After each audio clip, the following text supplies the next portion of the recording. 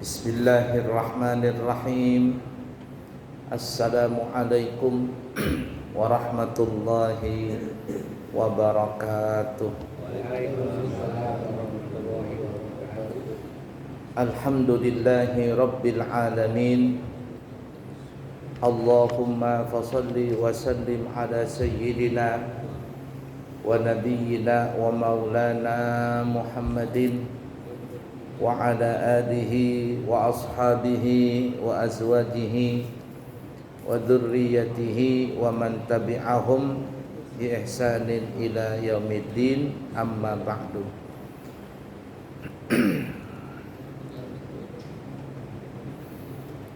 Bapak Ibu para jemaah sekalian yang disayangi Allah dan dicintai Allah, untuk mempersingkat waktu, marilah kita sambung pelajaran kita masih di dalam masalah sunnah salat. Kemudian di antara sunnah salat itu adalah membaca doa iftitah. Iftitah itu bahasa kitanya pembuka. Membaca doa iftitah ini versinya ada dua. Yang pertama yang sering kita baca, ini riwayat Imam Muslim, Allahu Akbar kabira walhamdulillahi katsira wa subhanallahi bukratan wa asila.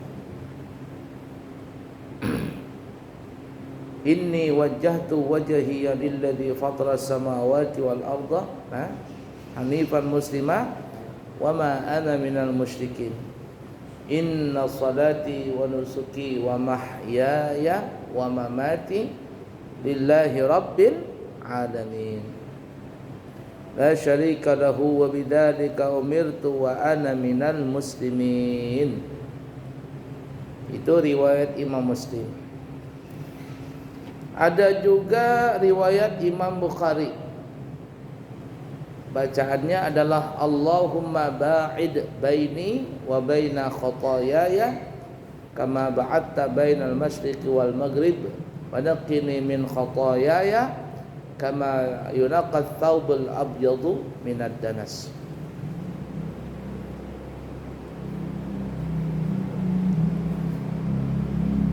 Boleh baca seperti itu. Ada yang mengatakan kalau salat wajib bacaannya Allahumma ba'id baini. Kalau salat sunat Allahu Akbar kabira. Ya terserahlah mau pilih yang mana. Kalau saya ditanya sampean baca yang mana? Saya bilang saya baca dua-duanya. Saya gabungin itu. Kalau salat wajib biasanya saya gabungin.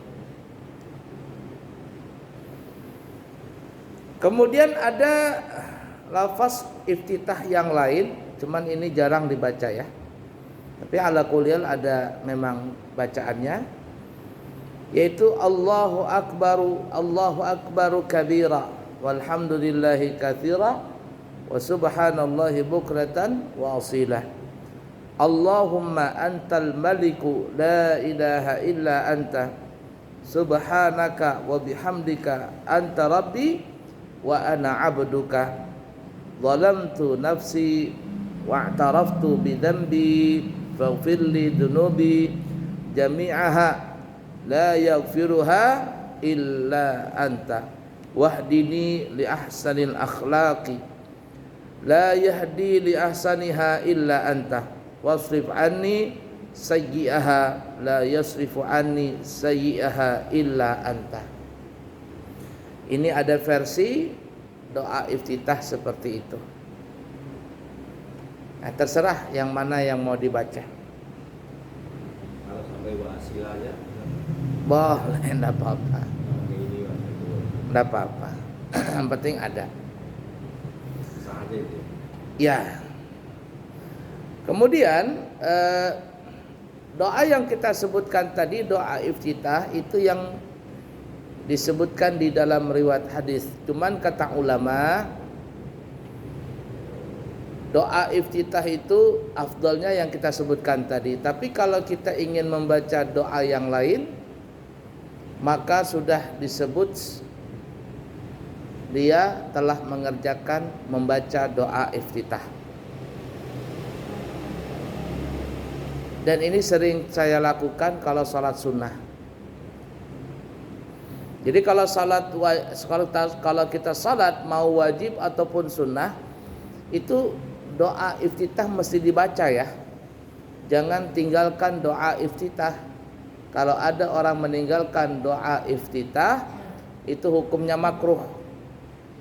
Baik salat wajib ataupun salat sunnah. Orang banyak kalau salat sunnah nggak baca doa iftitah. Ini salah. Walaupun tidak membatalkan salat, tapi hukumnya makruh kata ulama karena meninggalkan doa iftitah. Nah, doa iftitah itu yang kita sebutkan tadi ada versi-versinya. Dan itu ada dalilnya dari Bukhari dan Muslim. Nah, cuman kata ulama kalau seandainya merasa agak panjang doa itu dan kita umpama keburu-buru, maka boleh membaca doa yang lain asalkan bahasa Arab. Nah, ini yang sering saya lakukan salat sunnah. Jadi setelah takbiratul ihram biasanya saya tambahin Rabbi firli wali walidayya. Baru baca Fatihah. Udah dipaham kira-kira ya? Nah, walaupun salat sunnah, kalau Allahu Akbar kabira agak kepanjangan atau Allahumma ba'id baini wa baina khotoyaya itu agak kepanjangan, tambahinlah sedikit. Ya, boleh. Iya, boleh. Boleh.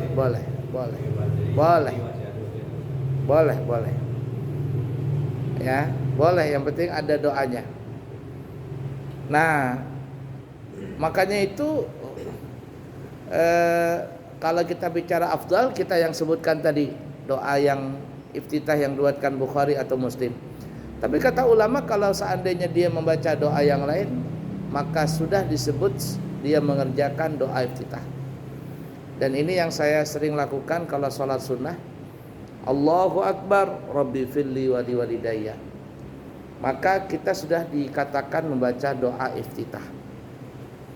Walaupun yang afdalnya yang kita sebutkan tadi. Tapi kalau ada orang tidak membaca doa iftitah sama sekali, ya tadi sholatnya tetap sah, tapi hukumnya makruh.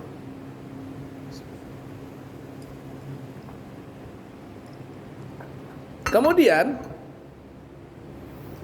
tata cara membaca doa iftitah itu atau syaratnya adalah dibaca setelah takbiratul ihram dan sebelum membaca ta'awudz, a'udzubillah.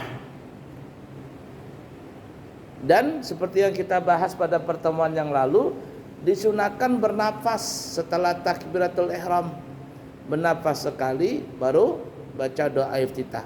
Setelah iftitah selesai, bernafas lagi baru baca a'udzubillah. Setelah baca a'udzubillah, bernafas lagi baru baca basmalah. Masih ingat kemarin?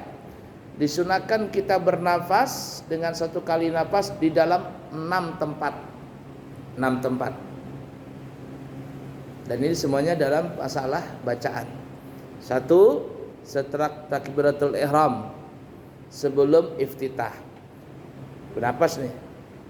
2, setelah iftitah sebelum ta'awud. 3, setelah ta'awud sebelum basmalah. 4, setelah akhir surah Fatihah waladhdallin, bernafas di sini, kemudian amin.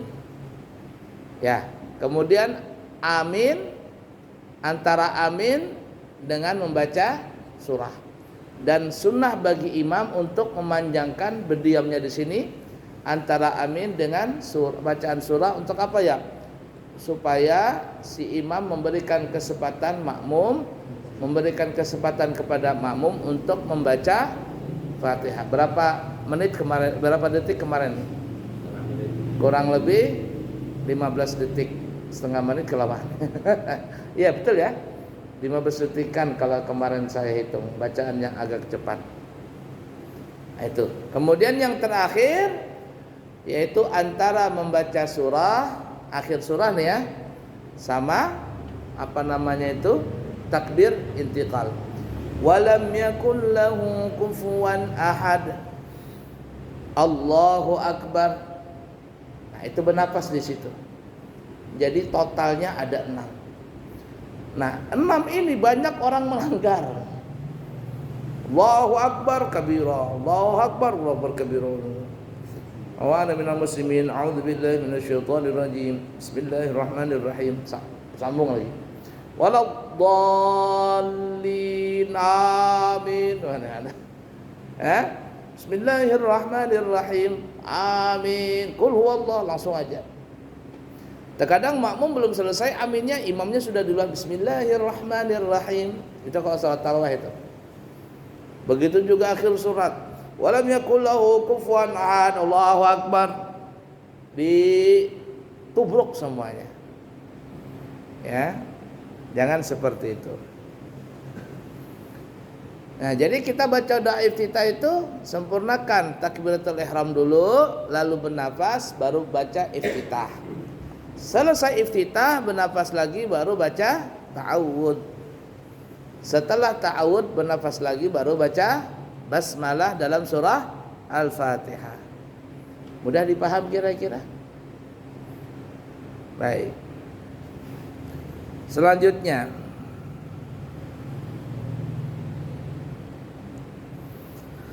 membaca ta'awudz atau a'udzubillahi minasyaitonir rajim atau a'udzubillahi samii'il 'alim minasyaitonir rajim atau a'udzubillahi minasyaitonir rajim innallaha huwas samii'ul 'alim. Ini disunahkan membaca. Kapan ini? Sebelum membaca Fatihah. Tapi dengan suara pelan saja. Bismillahnya nyaring, sedangkan ta'awudnya suara pelan. Jangan tinggalkan ta'awud tadi. Kenapa? Karena mengamalkan ayat Al-Quran. Wa idza qara'tal Qur'ana fasta'id billahi minasyaitonir rajim. Apabila kalian membaca Al-Quran, maka berlindunglah kepada Allah dari syaitan yang terkutuk. Jadi a'udzubillahi minasyaitonir rajim. Bismillahirrahmanirrahim. Setiap baca Quran a'udzubillah. Mudah dipaham kira-kira?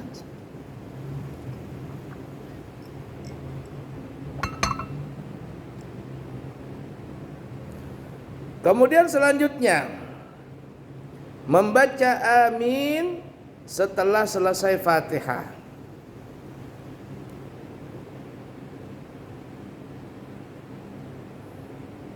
Ya.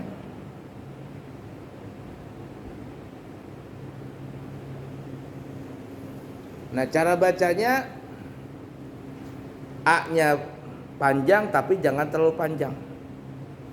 Min-nya yang panjang. Amin. Begitu caranya. Waladdallin.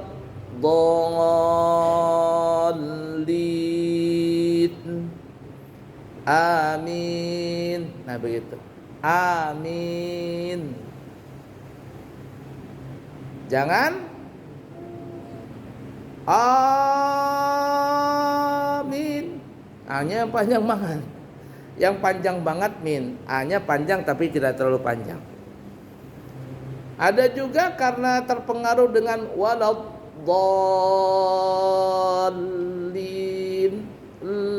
Dia baca amin, amin. Salah itu. Bukan begitu cara bacaannya.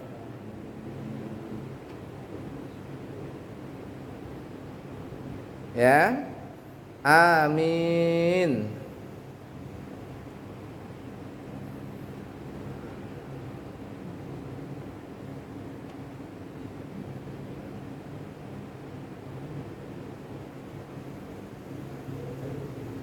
Ya. Ya. Yang membaca amin tadi itu saya pernah baca. Apakah itu bersama-sama imam atau kadang-kadang kan makmum ini tidak boleh imam? Ya. Ya, mesti bersama-sama imam, tidak boleh tidak bersama-sama imam. Maksudnya kalau tidak bersama imam ya nggak dapat pahala. Jadi baca amin ini setelah Fatihah itu semuanya membaca ya, baik yang imam ataupun yang makmum. Baca itu semua. Tapi kalau doa kunut yang baca amin cuman makmum, imam tidak. Allahumma hdina fi man hadait. Amin kata makmum. Ini juga banyak salah imam ini. Orang Allahumma hdina fi man hadait, cara bacanya begitu.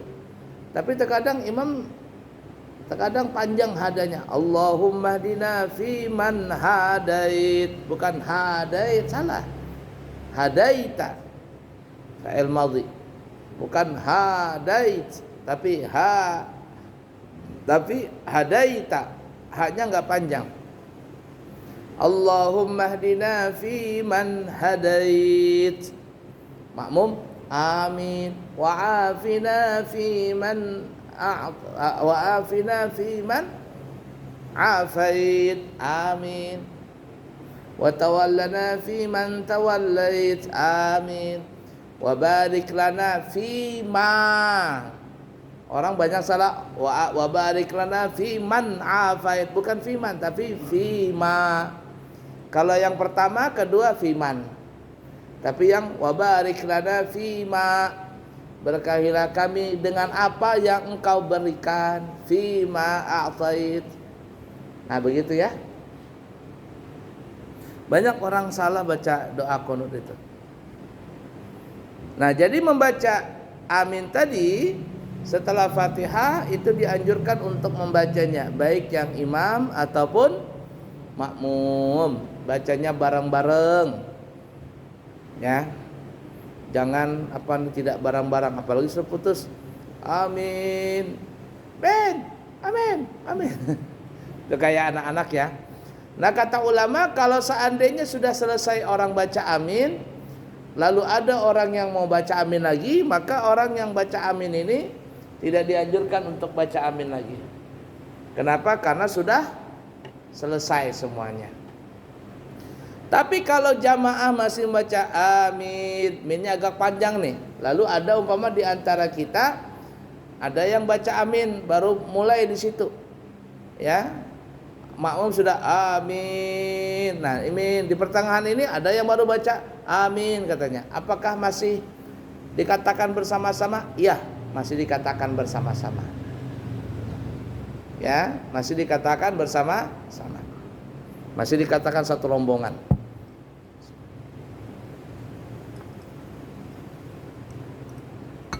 Alhamdulillah.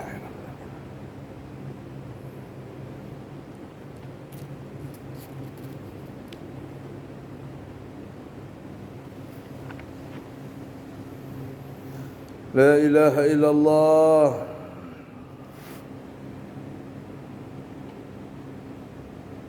Syafi'i.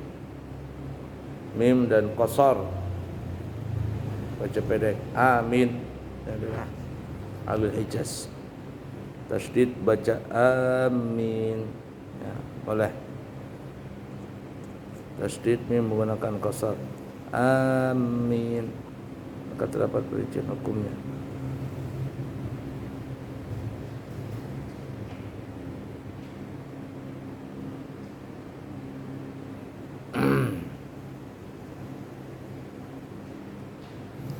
Baiklah ya.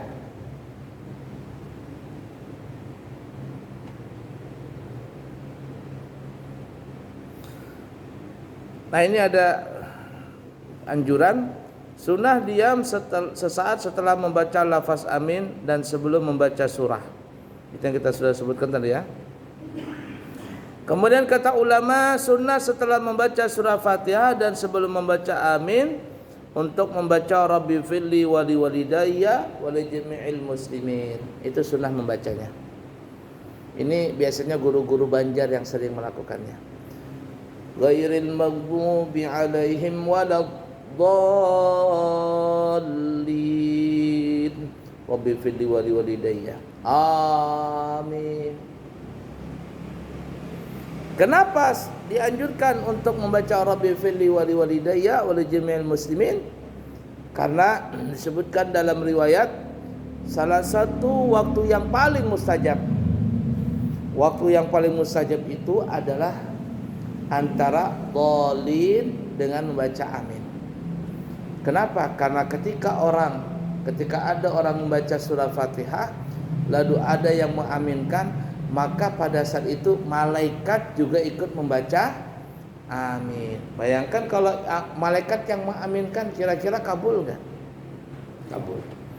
Nah, oleh karena itu salah satu waktu yang mustajab kata ulama antara dhalin dengan amin.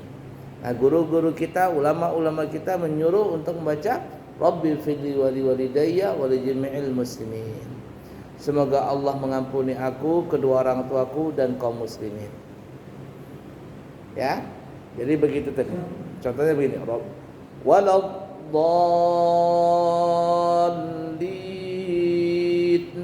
Rabbil firli wa liwalidayya wa lijami'il muslimin. Amin.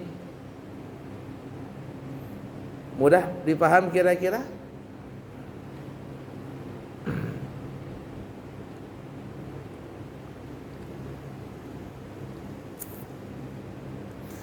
Kemudian selanjutnya disunahkan untuk membaca surah-surah dalam Al-Quran atau membaca potongan ayat dalam Al-Quran.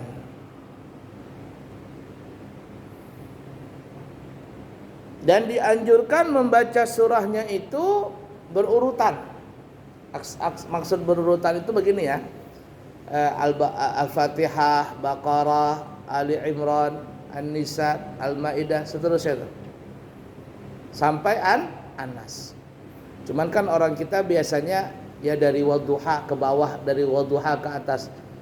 Wadduha, ad-duha, alam nashrah, al-insyirah, at-tin, ya. Kemudian surah apa lagi? Al-Alaq, kemudian surah Al-Qadar, surah Al-Bayyinah, Al-Zalzalah, Al-Adiyat dan seterusnya. Dianjurkan kita bacanya berurutan dari depan ke belakang.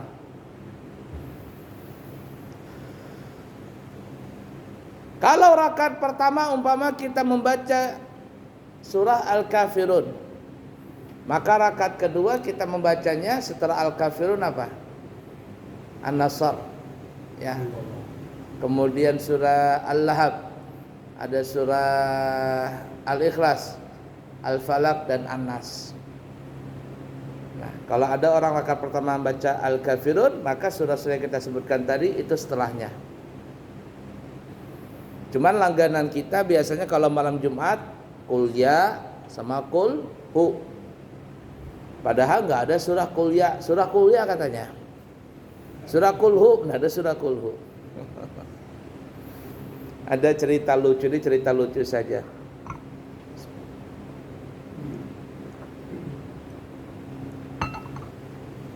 Ada seorang kiai mempunyai anak putri yang cantik jelita. Anaknya cantik. Kemudian karena cantik, apalagi anak orang alim, ya banyak ya yang naksir. Nah, salah satunya ada 3 orang ini. Ada 3 orang mau naksir dengan anak kiai ini. Memberanikan dirilah 3 orang ini datang ke tempat sang kiai.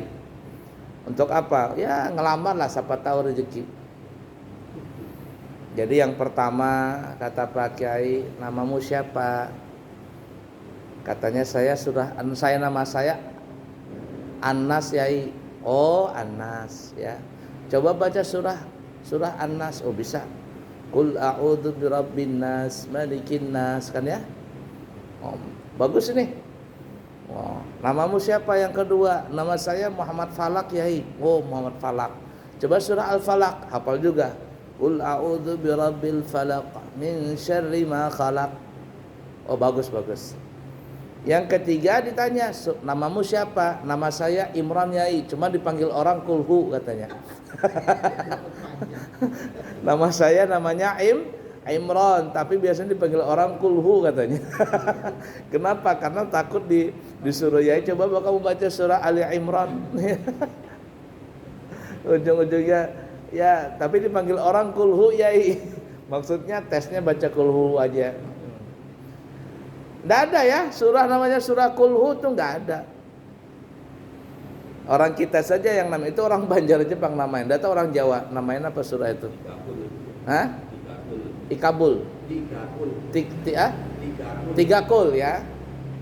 Tiga kul. Nah, kalau orang Banjar surah kulya itu kulya kafirun namanya. Kulhu, kulullahu ahad. Apalagi?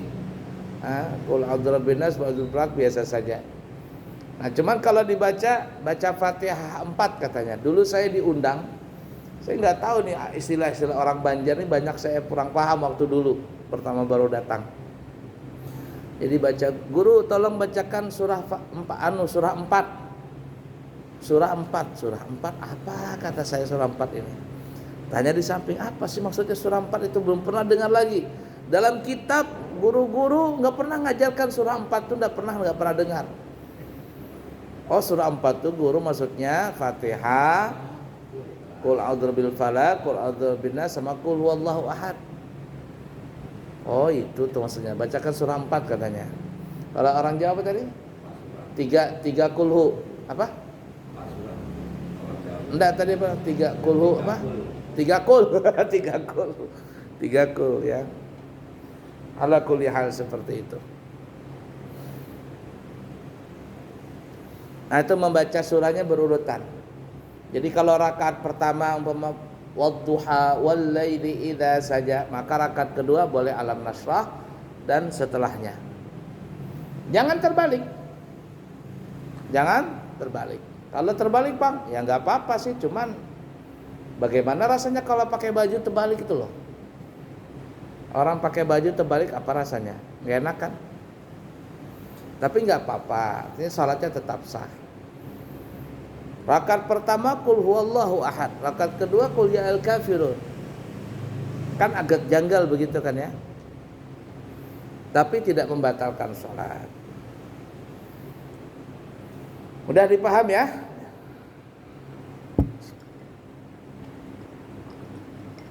Kemudian ada pertanyaan, mana yang afdal kita membaca surah tapi satu surah namun pendek, dengan seseorang yang membaca potongan ayat Quran tapi agak panjang? Mana yang afdal? Imam A membaca rakaat pertama surah Al-Qadar ya, atau surah Al-Kautsar, inna a'tainakal kautsar. Rakaat kedua surah Qul huwallahu ahad. Surah yang paling pendek-pendek nih. Rakaat pertama surah Al-Kautsar, rakaat kedua surah Al-Ikhlas. Pendek enggak? Imam yang kedua membaca Masya Allah ayat-ayat panjang tapi potongan surah, tidak sempurna surahnya. Seumpama surah Al-Baqarah ya, 5 ayat, 10 ayat, atau satu kaca. Jar orang barang, kata orang Jawa satu kaca, satu halaman atau setengah halaman. Ya, yang mana yang afdal ini? Nah, di sini ada beda pendapat. Kalau Imam Ibnu Hajar kalau tidak salah beliau mengatakan membaca satu surah yang pendek itu lebih afdal daripada membaca potongan-potongan ayat dalam Al-Quran walaupun panjang. Ini menurut pendapat Imam Ibnu Hajar. Kenapa? Karena Nabi kita Muhammadun sallallahu alaihi wasallam tidak pernah membaca potongan-potongan ayat. Maksudnya kalau Nabi membaca surah ya satu surah.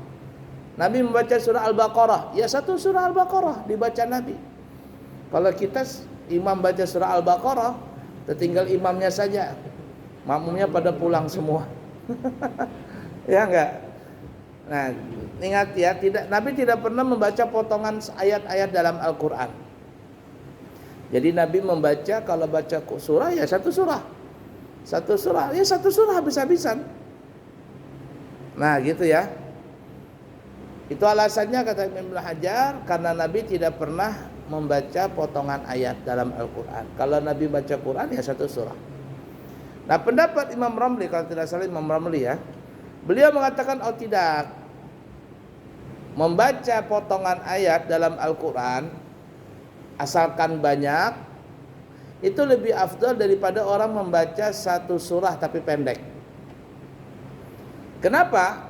Walaupun katanya Nabi tidak pernah melakukan seperti itu, tapi ada hadis yang dikatakan orang yang baca Al-Quran, kata Nabi ya, satu huruf adalah 10 pahala. La aqulu alif lam mim harfun. Kata Nabi, aku tidak mengatakan alif lam mim itu satu huruf, enggak. Tapi alif lam mim itu 3 huruf. Alif sehuruf, lam sehuruf, mim sehuruf. Jadi 3 kali huruf, 3 kali pahala. Maksudnya 10 pahala kali 3 berarti 30. Itu kalau orang baca di luar sholat tanpa berwudu. Bagaimana kalau orang membaca itu dengan keadaan berwudu? Maka 30-nya nilainya lebih besar lagi. Bagaimana kalau seandainya orang membaca itu dalam keadaan berwudu dan dalam sholat? Tentulah berwudu kan ya. Pahalanya lebih besar lagi. Kita baca Quran di luar sholat sama kita baca Quran di dalam sholat, kira-kira yang mana besar pahalanya? Yang dalam sholat memang tetap nilainya hitungannya sama. Yang di luar 1 huruf 10, yang dalam sholat juga 10, tapi nilainya berbeda. Kalau ibarat kata di luar itu 1 huruf itu 10 nilainya, tapi 10.000. 10.000. Yang di dalam sholat bacanya memang 10 juga, tapi $10. Pilih yang mana? 10.000 Indonesia atau $10 Amerika? $10.000 Indonesia tidak sampai $1 Amerika. Sama 10 tapi nilainya berbeda. Nah, nilai inilah yang menjadikan besar kalau dibaca dalam sholat. Sehingga kata Imam Ramli, kalau ada orang baca potongan ayat asalkan panjang itu lebih afdal daripada orang yang baca satu surah tapi pendek, karena menilai pahalanya tadi. Makanya Bapak Ibu jamaah tidak bisa juga disalahkan kalau ada orang membaca potongan ayat, ada orang membaca surah, biarkan saja. Yang penting enak dibaca. Kita yang mendengar enak kan gitu. Mudah dipaham kira-kira? Gimana kira-kira ya kalau seperti tadi itu kan kepingin juga kita membaca ayat-ayat yang lebih panjang tapi nggak hafal. Nah, artinya di sini kita ada Quran. kopi atau yang bisa Boleh. Orang-orang Arab sering melakukan itu. Orang-orang Arab sering melakukan itu. Jadi megang Quran begini.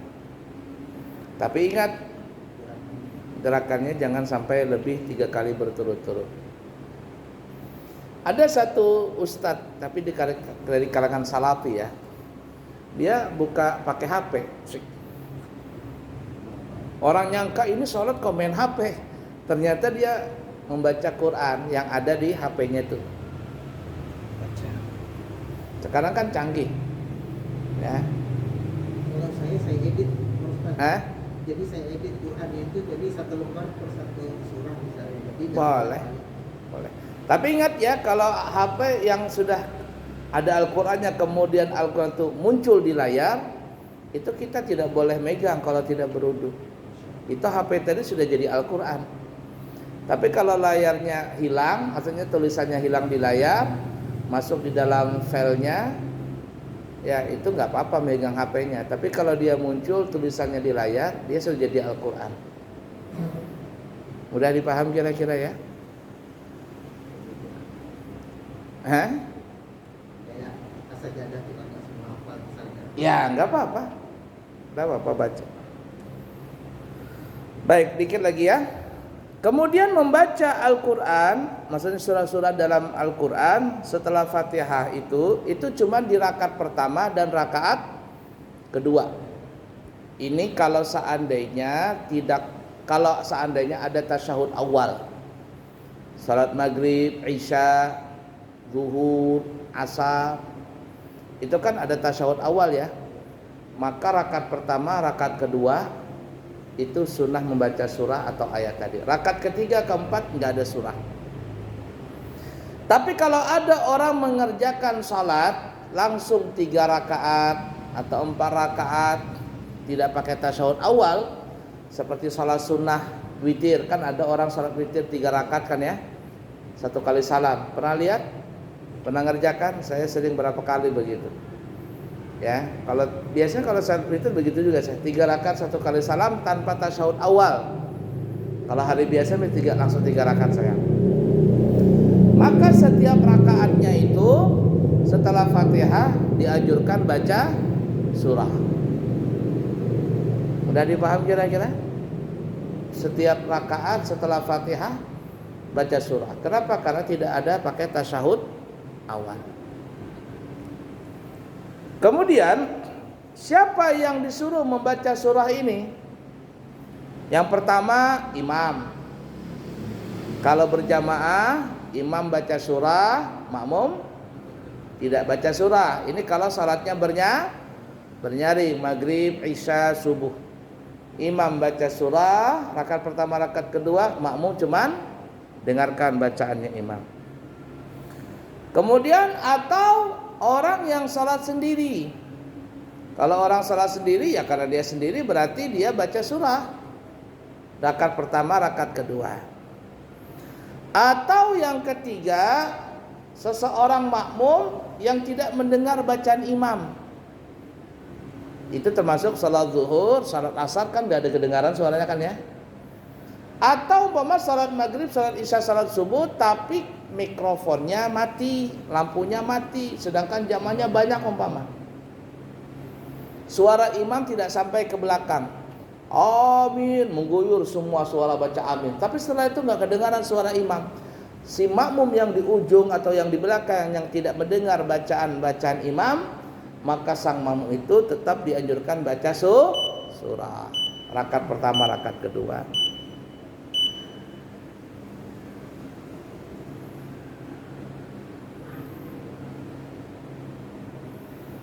Baik. Terakhir, dianjurkan kita membaca surah atau ayat yang lebih panjang di rakaat pertama, kemudian rakaat kedua lebih pendek. Makanya biasanya kan rakaat pertama kuliah, rakaat kedua kulhu. Ya, Al-Ikhlas. Ya, jangan umpama rakaat pertama surah Inna a'tainakal kautsar, kan pendek tuh. Rakaat keduanya Qul ya ayyuhal kafirun. Ya, walaupun urutannya Inna a'taina lebih duluan kan ya daripada surah Al-Kafirun, tapi surah Al-Kautsar pendek, Al-Kafirun panjang. Nah, jadi kalau ada orang yang kepingin rakaat kedua surah Al-Kafirun, rakaat pertama jangan surah Al-Kautsar, cari surah yang lain. Alhaqumut takatsur atau surah At-Takatsur boleh. Rakaat keduanya baru Al-Kafirun. Boleh begitu. Jadi rakaat pertama panjang, rakaat kedua surahnya cari yang pendek.